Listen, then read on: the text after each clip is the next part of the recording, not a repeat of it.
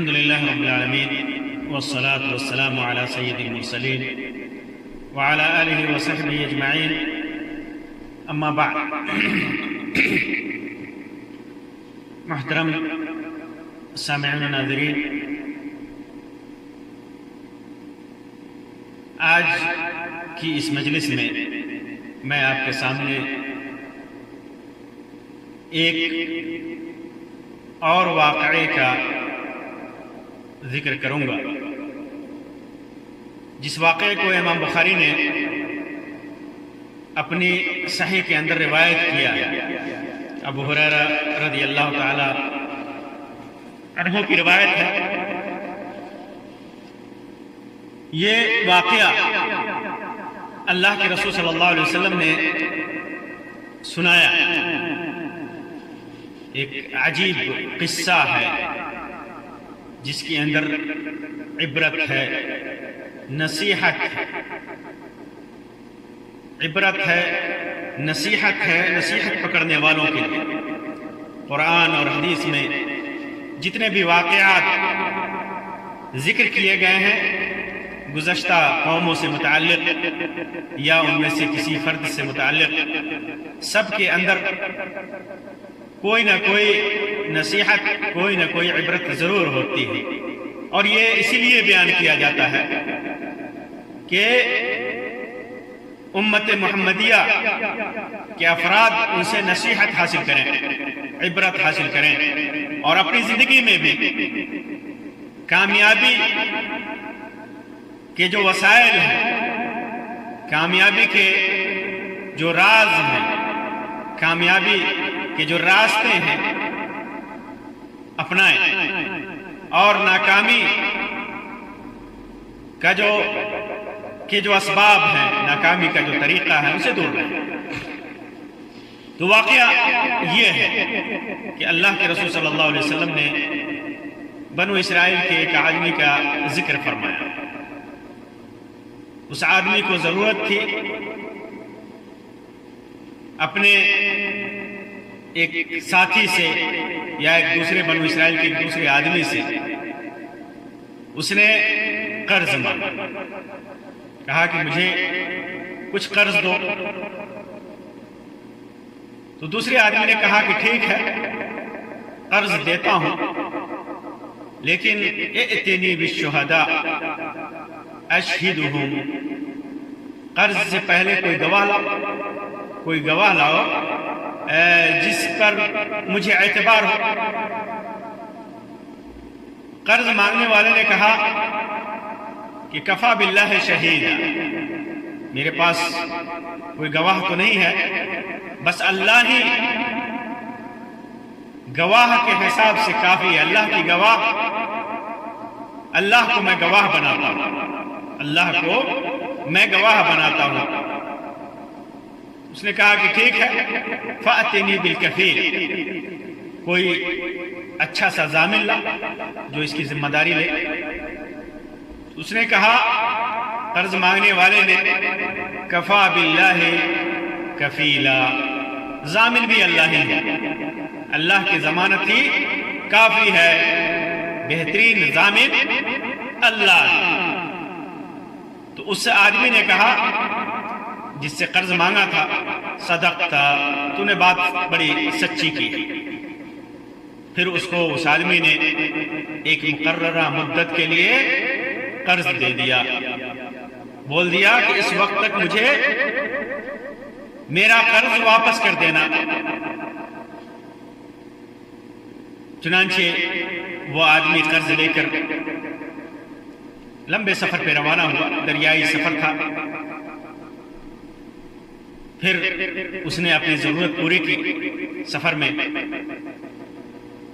کسی سواری وغیرہ کی تلاش میں آیا تاکہ اس کے ذریعے سے دریا پار کر کے، کشتی وغیرہ سے دریا پار کر کے مقررہ مدت تک قرض دینے والے کے پاس پہنچ سکے۔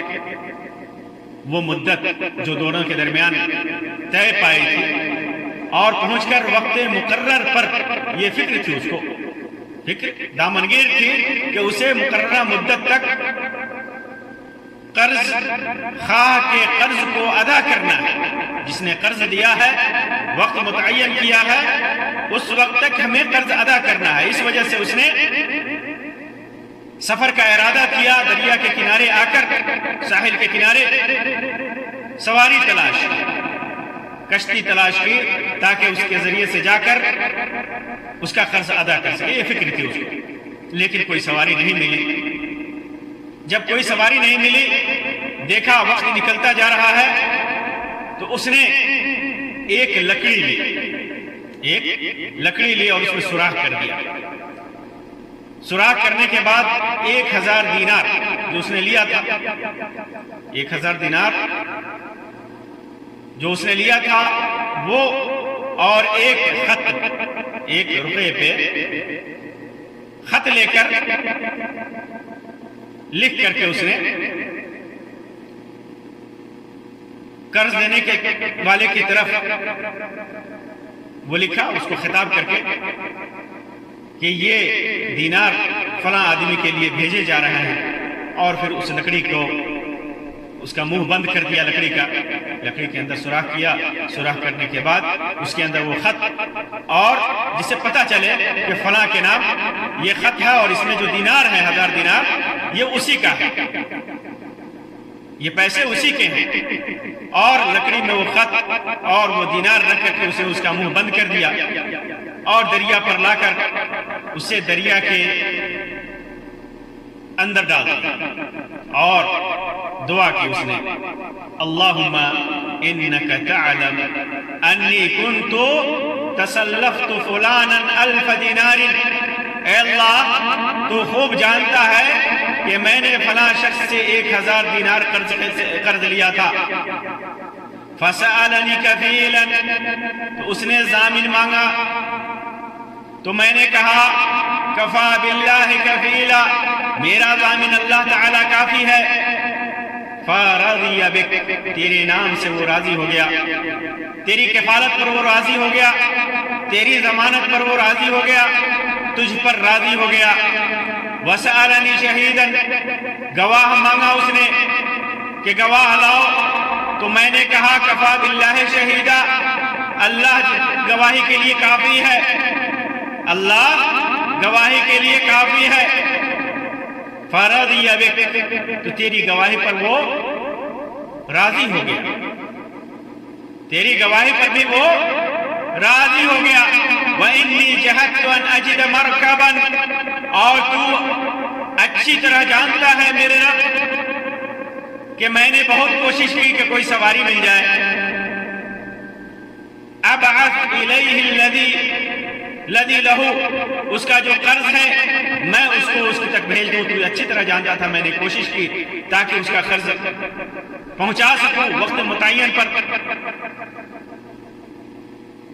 وَإِنِّي أَسْتَوْدِعُكَهَا، لیکن فلم اقدر، میں قادر نہ ہو سکا. وَإِنِّي لَأَسْتَوْدِعُكَهَا، میں اس پر قادر نہ ہو سکا، میں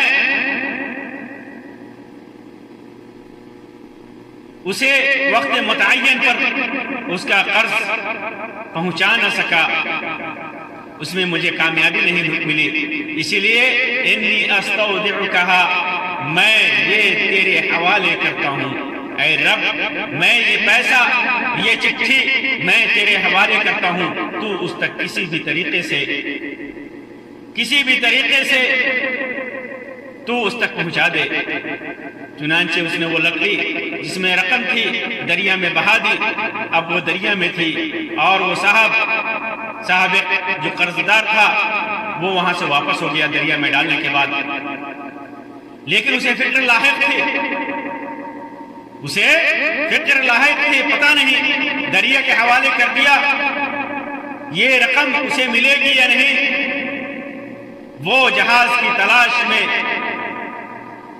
گھومتا رہا، اس کوشش میں رہا کہ کوئی جہاز ملے جس کے ذریعے وہ اپنے شہر میں جا سکے. دوسری طرف وہ آدمی جو قرض خواہ تھا،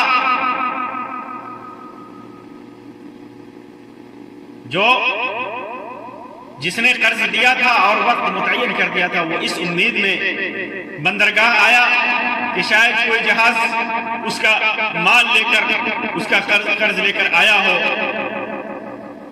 آیا تو کنارے ساحل پر کوئی نہیں ملا، لیکن اسے ایک لکڑی ملی، وہی لکڑی ملی جس میں مال تھا۔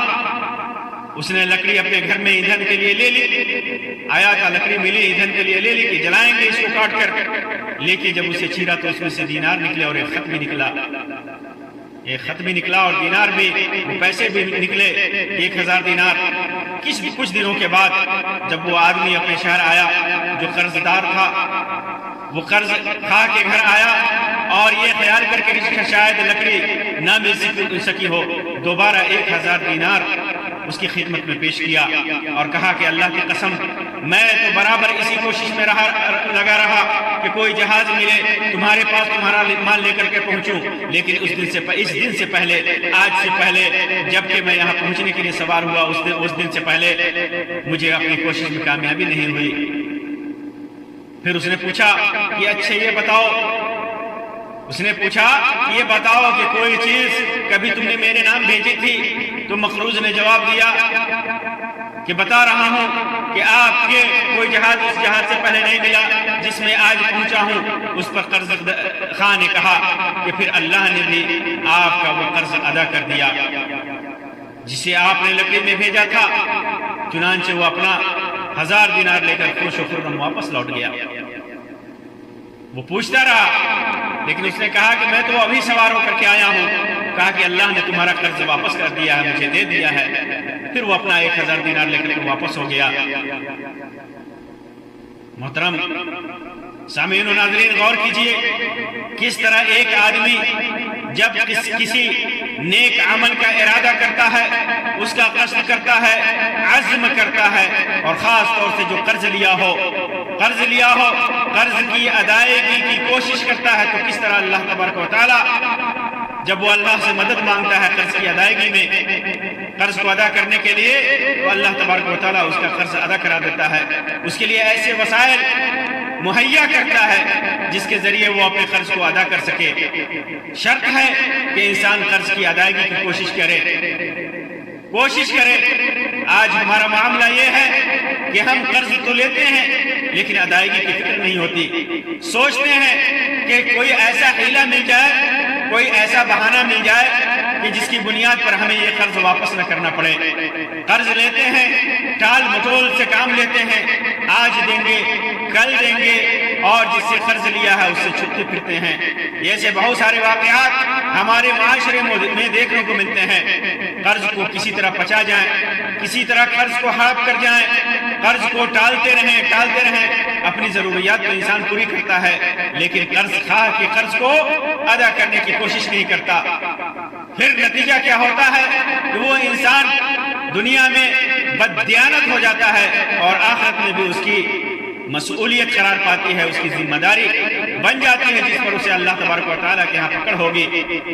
لیکن جو انسان نیک نیتی کے ساتھ، ایمانداری کے ساتھ، دیانتداری کے ساتھ قرض کی ادائیگی کی کوشش کرتا ہے، خالص دل میں اس کا خلوص نیت کے ساتھ یہ ارادہ رکھتا ہے کہ وہ قرض کو ادا کرے گا، اللہ تبارک و تعالیٰ سے دعا کرتا ہے، وَاقْضِ الدَّيْنَ عَلَى الْمَدِينِينَ، قرضداروں کا قرض ہے اللہ تو ادا کر دے، اے اللہ میرے قرض کو ادا کرنے کا کی سبیل پیدا کر، کوئی طریقہ اور ذریعہ پیدا کر۔ تو پھر اللہ تبارک و تعالیٰ بھی اس کی مدد کرتا ہے، اللہ تبارک و تعالیٰ دنیا میں اس کی مدد کرتا ہے، اس سے راضی ہوتا ہے، اور آخرت میں بھی اس سے راضی ہوگا۔ اور اگر پھر بھی اسے مجبوری ہوتی ہے تو پھر وہ گناہگار نہیں ہوتا ہے۔ اور قرض ایک امانت ہے، اگر کسی سے قرض لیا ہے تو اس امانت کو ادا کرنے کی کوشش کرے، امانت کی پاسداری کرے۔ اگر وہ امانت ادا کرنے کی نیت نہیں رکھتا، امانت ادا نہیں کرتا، تو ایک طرح سے اس کے اندر نفاق کی صفت ہے، وہ منافق ہے۔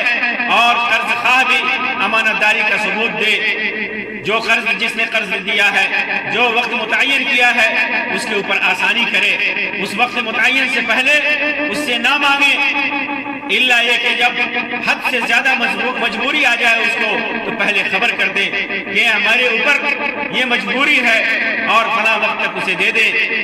اگر وہ راضی ہو جاتا ہے تو پھر جا کر کے اس سے قرض کا مطالبہ کرے، اسے قرض کا مطالبہ کرے۔ اسی طرح جب انسان امین ہو، امانت دار ہو، مخلص ہو، خیانت سے دور ہو، اپنے عمل میں، ایمانداری میں، اخلاص میں کوشش کرنے والا ہو، اللہ کا اسے خوف ہو، تو پھر اللہ تبارک و تعالی ہر موقع سے اس کی مدد کرتا ہے۔ یہ بہت بڑی فضیلت ہے، وہ بہت بڑی فضیلت ہے۔ اور اللہ تبارک و تعالی کو ایسا انسان جب ضامن بناتا ہے، ضمانت دار بناتا ہے، گواہ بناتا ہے، تو اللہ تبارک و تعالی پوری طریقے سے اس کی مدد کرتا ہے، پورے طریقے سے اسے توفیق دیتا ہے کہ وہ اچھائی کی طرف چلے، اور وہ وسائل مہیا کرتا ہے جس کی وجہ سے اگرچہ دیکھنے میں وہ چیز ناممکن نظر آتی ہو لیکن اللہ تبارک و تعالیٰ اسے پورا کرا دیتا ہے، بس شرط ہے کہ انسان متقی، پرہیزگار اور امانت دار بنے، امانت کی ادائیگی پر اسے حرص ہو، کوشش ہو۔ اسی طرح اس روایت سے یہ بھی پتہ چلتا ہے کہ قرض کے ادائیگی میں انسان کوشش کرے، نیت بھی رکھے، اور سب سے بڑی بات جو اس روایت سے ثابت ہوتی ہے، اللہ پر توکل کا بہترین انجام، بہترین نتیجہ کس طرح اللہ تبارک و تعالی بھروسہ کرنے والوں کے ساتھ بہترین معاملہ فرماتا ہے۔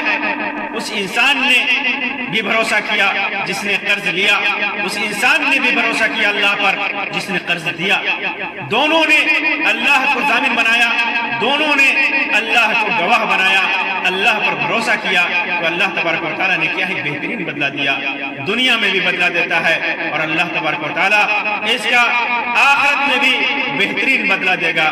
بس اللہ پر ہمارا توکل مضبوط ہونا چاہیے، ہمارا بھروسہ مضبوط ہونا چاہیے۔